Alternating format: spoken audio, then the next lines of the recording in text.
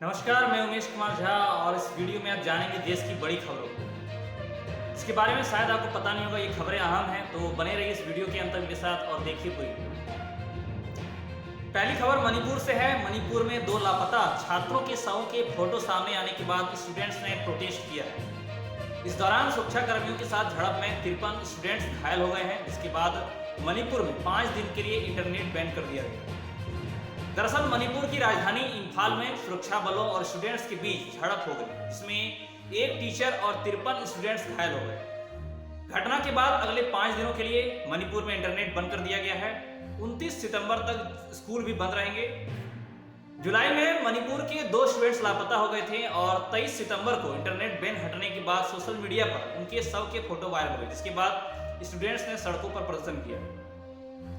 इसको लेकर मुख्यमंत्री एन बीरेन सिंह ने बताया कि सीबीआई डायरेक्टर अपनी टीम के साथ स्पेशल फ्लाइट से इंफाल आएंगे और जल्द ही आरोपियों की गिरफ्तारी होगी। सीबीआई मणिपुर के 27 मामलों की जांच कर रही है। इनमें से 19 मामलों महिलाओं पर अत्याचार से जुड़ी है, जिनकी जांच सीबीआई के 53 ऑफिसर कर रहे हैं, जिनमें 29 महिलाएं हैं। मणिपुर इन दिन महिलाओं पर अत्याचार के खासे समस्याओं से जुड़ रहा है। 29 मामले सिर्फ महिलाओं के अत्याचार के।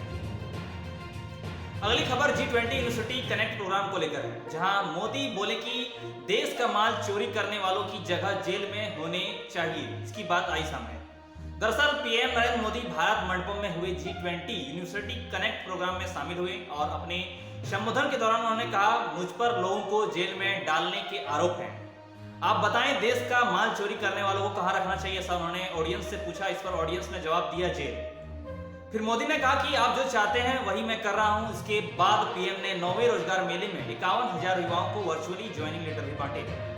यह 9वां रोजगार मेला देश भर में 46 जगहों पर लगाया गया। आपको बता दूं, G20 यूनिवर्सिटी कनेक्ट प्रोग्राम का आयोजन यूनिवर्सिटी ग्रांट्स कमीशन (यूजीसी) ने किया है। इसमें IIT, IIM, NIT और मेडिकल कॉलेज जैसे कई संस्थानों ने हिस्सा लिया है। इसके जरिए देश भर के लाखों छात्र एक दूसरे से कनेक्ट हुए हैं और इसके समापन कार्यक्रम में पीएम मोदी ने स्टूडेंट्स को सरकार के पिछले 30 दिनों के कामों का रिपोर्ट कार्ड दिया। अगली खबर हरदीप सिंह निज्जर की हत्या को लेकर। हरदीप सिंह निज्जर की हत्या 18 जून 2023 को कनाडा के सरे शहर में हुई थी, जिसकी एक वायरल वीडियो सामने आया है। वीडियो में पिकअप ट्रेन में पड़ी उसकी लाश देखी जा सकती है। कनाडा में खालिस्तानी आतंकी हरदीप सिंह निज्जर की हत्या सिख गेटअप में आए हमलावरों ने की थी। यह दावा अमेरिकी न्यूज वेबसाइट वाशिंगटन पोस्ट ने किया है। रिपोर्ट के मुताबिक हमलावरों ने 2 कारों से पीछा कर निज्जर के पिकअप ट्रक को रोका और उन्हें कार से उतरकर करीब 50 गोलियां चलाई, जिनमें से 34 गोलियां निज्जर को लगी। लोग की घटनास्थल पर पहुंचने से पहले ही हमलावर फरार हो गए। आपको बता दूं, कनाडा ने भारतीय एजेंसियों पर निज्जर की हत्या में शामिल होने का आरोप लगाया है। इसके बाद भारत ने कनाडा के नागरिकों के लिए वीजा सर्विस बंद कर दी। वहीं कनाडा ने भारत में रह रहे अपने नागरिकों के लिए ट्रैवल एडवाइजरी अपडेट की है, जिसमें कहा गया है कि सोशल मीडिया पर कनाडा के खिलाफ भावनाएं भड़काई जा रही है, इसलिए लोग सावधान रहें, सतर्क रहें, अलर्ट रहें। अगली खबर पाकिस्तानी क्रिकेटर्स को नहीं मिल रही सैलरी को लेकर है, जो अपने आप में काफी चौंका देने वाला खबर है। जी हां, पाकिस्तानी टीम्स के क्रिकेटर्स को पिछले 4 महीनों से सैलरी नहीं मिल पाई है, जिसकी वजह से इन लोगों को वर्ल्ड कप के प्रमोशनल इवेंट्स में हिस्सा लेने में मुश्किल हो गया है। दरअसल पाकिस्तान क्रिकेट बोर्ड और प्लेयर्स के बीच सेंट्रल कॉन्ट्रैक्ट को लेकर विवाद चल रहा है। प्लेयर्स ने बोर्ड को धमकी दी है कि मामला नहीं सुलझा तो वे टीम स्पॉन्सर का लोगो नहीं लगाएंगे और वर्ल्ड कप में किसी प्रमोशनल इवेंट्स में हिस्सा नहीं लेंगे। आपको बता दूं, बोर्ड ने मामले को सुलझाने के लिए चीफ सिलेक्टर इंजमाम उल हक से मदद मांगी है और इसको लेकर पाकिस्तानी प्लेयर्स की शिकायत है कि उनकी करीब आधी सैलरी टैक्स में कट जाती है। उन्होंने इस मामले में वर्ल्ड कप से पहले सुलझाने की मांग की थी। हालांकि वर्ल्ड कप शुरू होने में अब कुछ ही दिन बचे हैं। आपको बता दूं, वर्ल्ड कप में पाकिस्तान अपना पहला मैच 6 अक्टूबर को नीदरलैंड से खिलाफ खेलेगा और वहीं महामुकाबला यानी 14 सितंबर को उसका मुकाबला भारत से होगा। अगली खबर भारत की घुड़सवारी में 42 साल बाद जीते गोल्ड को लेकर। जी हां, भारत ने घुड़सवारी में 42 साल बाद गोल्ड जीता। वहीं भारत हॉकी टीम में सिंगापुर को रिकॉर्ड 16-1 से हराया और भारतीय जूडो खिलाड़ी तुलिका मान ब्रॉन्ज मेडल से चूक गई। दरअसल चीन में हो रहे एशियन गेम्स में भारत ने तीसरे दिन 3 मेडल जीते। घुड़सवारी में भारत को 41 साल बाद गोल्ड मेडल मिला है और विमेंस सेलिंग में नेहा ठाकुर ने सिल्वर और मेंस सेलिंग में इबाद अली ने ब्रॉन्ज मेडल हासिल किया है। सेलिंग आपको बता दूं नाविंग गेम होता है, नाव चलाने वाली, उस गेम में ये मेडल हासिल हुआ है। वहीं हॉकी टीम ने सिंगापुर को 16-1 से हराया। स्विमिंग में 4 गुना 100 metre medley relay team national record के साथ फाइनल में पहुंच गई। वहीं अंकिता रैना टेनिस के क्वार्टर फाइनल में पहुंच गई। अब तक कुल मेडल की बात करें तो भारत ने शुरुआती 3 दिनों में 3 गोल्ड समेत 14 मेडल जीत चुका है। भारत ने पहले दिन 5 और दूसरे दिन 6 मेडल जीते हैं। वहीं मेडल टैली में मेडल की सूची में 6वें नंबर पर है। इस सूची में चीन 45 गोल्ड समेत 48 मेडल जीतकर पहले नंबर पर है। साउथ कोरिया 41 मेडल के साथ दूसरे और जापान 34 मेडल के साथ तीसरे नंबर पर है। अगली खबर विदेश मंत्री की यूएन की जनरल असेंबली संबोधन को लेकर, जिसमें यूएनएससी में बदलाव की मांग दोहराई गई।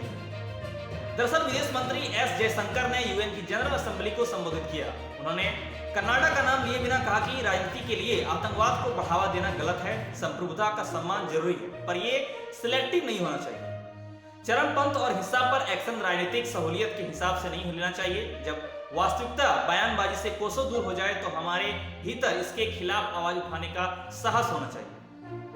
आपको बता दूं, यूएनएससी पर संबोधन करते हुए जयशंकर ने कहा कि समय बदल रहा है, अब दूसरे देशों की बात भी सुननी चाहिए। चंद देशों का एजेंडा दुनिया पर नहीं थोपा जा सकता है। वे दिन खत्म हो गए जब कुछ देश एजेंडा तय करते थे और उम्मीद करते थे कि दूसरे भी उनके साथ आ जाएंगे।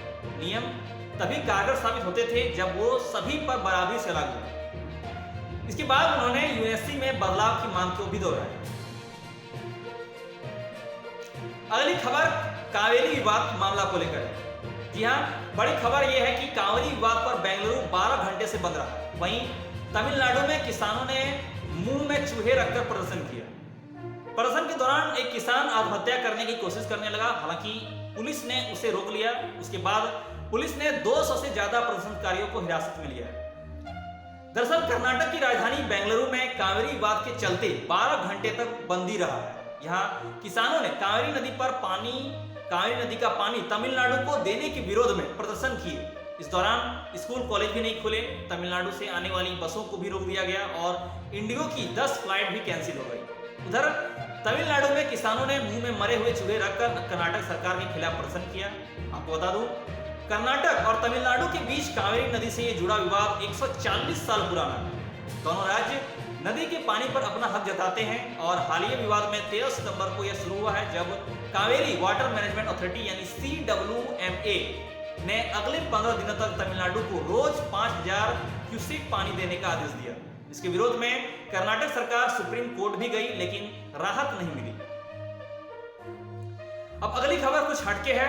जी हाँ, मध्य प्रदेश में एक ऐसा रेस्टोरेंट है जहां के कर्मचारी ना कुछ बोल सकते हैं ना कुछ सुन सकते हैं, सिर्फ साइन लैंग्वेज में कम्युनिकेशन करते हैं और ऐसे ही रेस्टोरेंट चलाया जा रहा है। जी हाँ, मध्य प्रदेश के जबलपुर में एक ऐसा रेस्टोरेंट है जिसके सभी कर्मचारी मूक बाधित हैं। पोहा एंड सेट के नाम से इस रेस्टोरेंट में चलाया जा रहा है और इस रेस्टोरेंट में काम करने वाली 10 कर्मचारी बोल और सुन नहीं सकते, पर साइन लैंग्वेज में कम्युनिकेट करके रेस्टोरेंट चला रहे हैं। यहाँ तक कि पैसों का हिसाब भी यही कर्मचारी रखते हैं। इस संबंध में इस रेस्टोरेंट को चलाने वाले अक्षय सोनी बताते हैं कि मुखबाधिरों को अच्छी नौकरियां नहीं मिल पाती हैं, इसलिए उन्होंने यह रेस्टोरेंट शुरू किया। अगली खबर सिनेमा जगत से लेकर, वेटरन एक्ट्रेस वहीदा रहमान को Dada Saheb Phalke life time achievement award से सम्मानित किया जाएगा।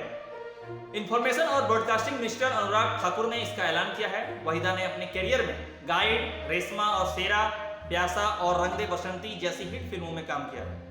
वहीदा यह सम्मान पाने वाली 8वीं महिला कलाकार हैं, यानी 8वीं महिला कलाकार जिसे इस पुरस्कार से सम्मानित किया जाएगा। अब देश दुनिया की कुछ अहम खबरें को हेडलाइंस में जानते हैं।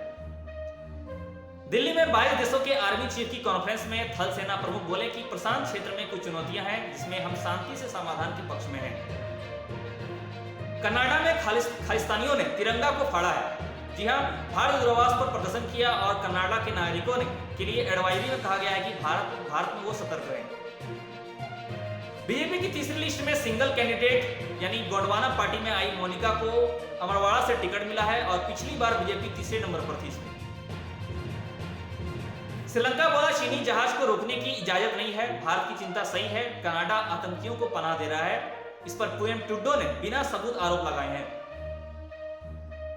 पहली बार आरएएस प्री एग्जाम में 4 बड़े बदलाव किए गए हैं। नकल करते पकड़े गए तो 10 करोड़ का जुर्माना संभाल कर रखनी होगी। ओएमआर सीट भी, ये खबर बताया गया है। फीमेल कैबिन क्रू यूनिफॉर्म बदला जा सकता है। जी हां, एयर इंडिया में नई ड्रेस नंबर तक अनवील हो सकती है। 60 साल से साड़ी पहन रही फ्लाइटें अब अपडेटेड होंगी। आज के लिए फिलहाल अभी इतना ही। हम आगे आपसे फिर मिलेंगे कुछ नई और बड़ी खबरों के साथ। हमारे साथ अंत तक बने रहने के लिए धन्यवाद। जय हिंद, जय भारत।